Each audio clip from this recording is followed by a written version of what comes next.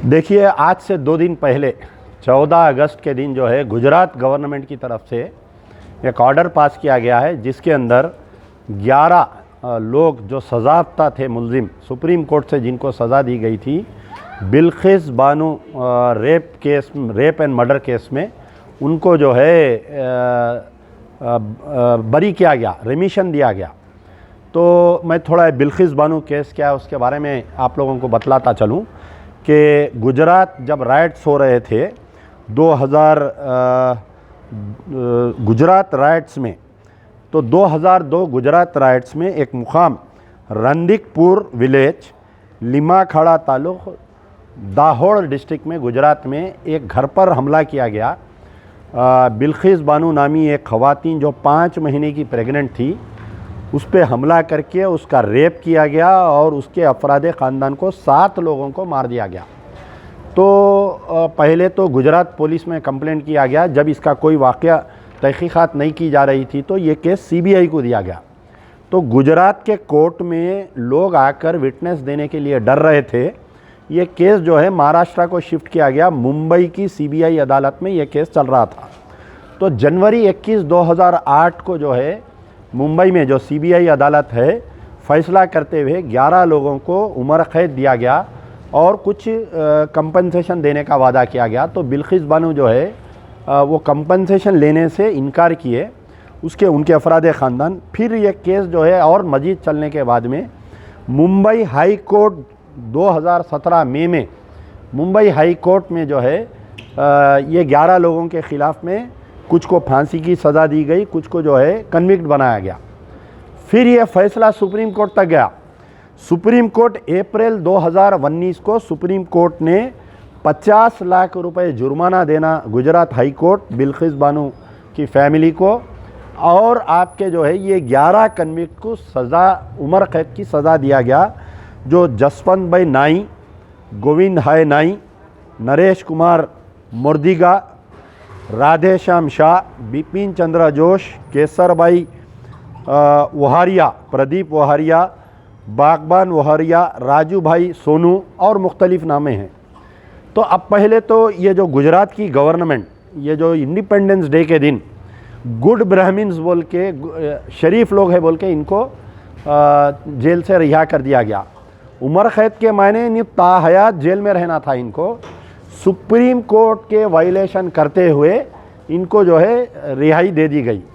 तो गुजरात गवर्नमेंट का remote control जो है सेंट्रल में नरेंद्र मोदी और अमित शाह के पास है।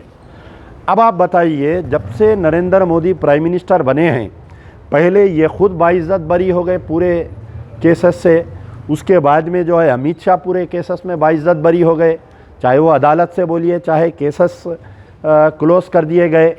उसके बाद में जितने बीजेपी के आरएसएस के अक्यूज़ थे गुजरात राइट्स 2002 के, तमाम लोगों को जो है बाइज्जत एक एक करके बाइज्जत बरी करते जा रहे हैं।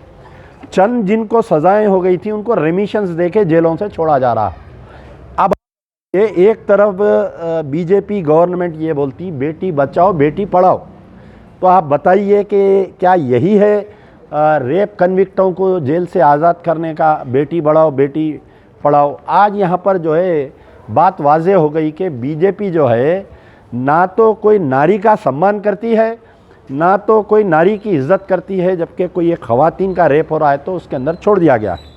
ये बड़े अफसोस की बात है।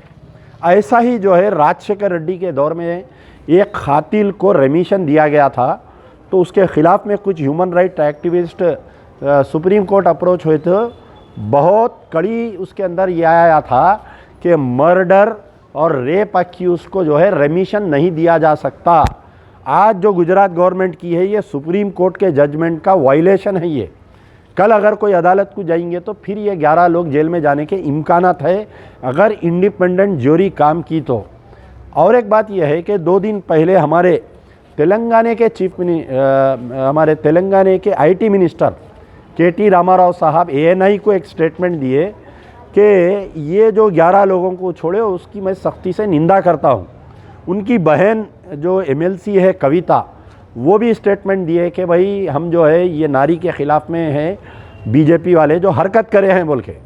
यकीनन केटीआर का बयान और कविता का बयान जो है आज के दौर में इंसानियत का बयान है। मैं सलाम करता हूं केटीआर साहब को कविता के लिए कि बीजेपी गवर्नमेंट गुजरात के जो फैसले के ख़िलाफ़ में आप लोग स्टेटमेंट दिए, लेकिन मुझे ऐसा महसूस हो रहा है कि जो केटीआर का स्टेटमेंट है, कविता का जो स्टेटमेंट है, ये सिर्फ मगरमच्छ के आंसू है। यहाँ पर क्या हुआ सुनिए आप कि आपके खुद रियासत में 2014 से आप पावर में हैं, आज 2022 आ गया, कितने रेप केसेस हुए जिसमें आप सज़ा नहीं दिला सक रही। मोइनाबाद में आपके ही खुद एक टीआरएस प्रकाश कोई नामी लीडर एक मुस्लिम बच्ची को रेप करके मार दिया, उसका फ़ैसला अभी तक नहीं आया। हालिया में विकाराबाद में एक मुस्लिम बच्ची का रेप हुआ, उसके अंदर फ़ैसला नहीं आया। निज़ामाबाद में एक मुस्लिम बच्ची को रेप करके आपके निज़ामाबाद के आगे डिस्ट्रिक्ट में एक वाक़या पेश आया, उसमें जो है अभी तक फ़ैसला नहीं आया। तो आप कैसा बोल सकते कि भाई आपके खुद रियासत में कई रेप केसेस हो रहे हैं, आप फ़ैसला नहीं दिला सक रहे हैं, और आप दूसरी रियासत में जो हो रहा उसको बयान दे के मुसलमानों की हमदर्दी लेना चाह रही हैं, या बीजेपी को आप क्रिटिसाइज़ करना चाह रही हैं। जहाँ पर बीजेपी को खातिलों को बरी करने की बात आ रही, आपके खुद रियासत में मक्का मस्जिद के बम धमाका हुआ, खातिला बाइज्जत बरी हो गए, आप अपील पे नहीं गए हाई कोर्ट पे। आप अपने गिरेबान में झांक के देखो केटीआर साहब, आप अपने गिरेबान में झांक के देखो कविता मैडम, मक्का मस्जिद के खातिलों को बाइज्जत बरी कर दिए तो तेलंगाना गवर्नमेंट अपील पे नहीं गई। दूसरी चीज़, वटोली का वाक़या जो हुआ था, आपके दौरे इख्तिदार में फ़ैसला आया, पूरे वटोली में जो 7 लोगों को ज़िंदा जला के मार दिया गया था, वो केस के ख़िलाफ़ में तेलंगाना सरकार जो है टीआरएस गवर्नमेंट अपील पे नहीं गई। आपके खुद रियासत में जुडिशल कस्टडी में आलेर में इनकाउंटर हुआ, 5 मुसलमानों को मार दिए। आज की तारीख तक वो कौन मारे, कैसा मारे, आप आज तक फ़ैसला नहीं दिला सके, आप आज तक इंसाफ नहीं दिला सके, जबकि नेशनल ह्यूमन राइट्स कमीशन की रिपोर्ट है कि वो एनकाउंटर फेक था, और जो इनकाउंटर करे पुलिस वालों की तनख्वाहों में से पैसे लेके कंपनसेशन दियो बोल के।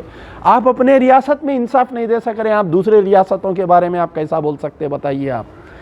मुस्तफ़ाउद्दीन एक आर्मी गैरिसन में एक बच्चे को ज़िंदा जला, उसके साथ बदफेली करके उसको ज़िंदा जला दिया गया। आप जो है वो आज तक कातिलों को गिरफ्तार नहीं कर रही। तो ऐसे कई वाक़यात हैं केटीआर साहब। आप ये मगरमच्छ के आंसू बहा के क्या तेलंगाना की आवाम को, क्या तेलंगाना के मुसलमानों को बेवकूफ़ बनाना चाह रही, आप बताइए। ठीक है, आप जो बयान दिए मैं इस्तेमाल कर रहा हूँ आपके बयान का, हर चीफ मिनिस्टर को, हर मिनिस्टर को ऐसा बयान देना चाहिए, लेकिन आप एक तरफ जो है सॉफ्ट हिंदुत्व की मदद कर रहे हैं। आप मक्का मस्जिद के खातिलों के ख़िलाफ़ में गवर्नमेंट कंप्लेंट पे गई तो बीजेपी हिंदुत्व फोर्सेस हमारे ख़िलाफ़ में होती बोल के आप अपील नहीं कर रही। दूसरी तरफ आप आलेर इनकाउंटर के मामले में जो है मुस्लिम बच्चों को आप जितनों का इनकाउंटर करें ना, वो पूरे बच्चे बाइज्जत बरी हो गए ना, पूरे जने। तो आपकी करनी में, आपकी नीयत में, आपकी नीति में फ़र्क है आपके केटीआर साहब के। फिर आप में केटीआर में नरेंद्र मोदी में क्या फ़र्क है बताइए, कविता में योगी में क्या फ़र्क है बताइए आप भी वही चट्टे बट्टे के हैं, एक ही हम्माम के सब नंगे हैं। वो एक ही हम्माम में जो है मोदी भी है, अमित शाह भी है, केटीआर भी है, कविता भी है। तो आप पहले अपने गिरेबान में झांक के देखो। आप अपने गिरेबान में नहीं झांक के देख के आप जो है दूसरों को बोल रहे हैं। अमजदुल्ला खान नहीं, बल्कि पूरे तेलंगाना की आवाम आपसे सवाल कर रही है कि मक्का मस्जिद के खातिलों को क्यों सज़ा नहीं मिली, वटोली के खातिलों को क्यों सज़ा नहीं मिली, निज़ामाबाद रेप केस में आज तक इंसाफ क्यों नहीं मिला, मोइनाबाद रेप केस में अभी तक इंसाफ क्यों नहीं मिला, मुस्तफ़ाउद्दीन के खातिलों को अब तक क्यों कैफर किरदार पर नहीं पहुँचाए, किशनबाग में जो पुलिस फायरिंग में जो लोग मर गए थे आज की तारीख तक इंसाफ नहीं मिला। ऐसे कई वाक़यात है। तो केटीआर साहब ये समझ रहे हैं कि बिल्ली अगर आँख बंद करके दूध पी तो दुनिया नहीं देखती, समझ रही।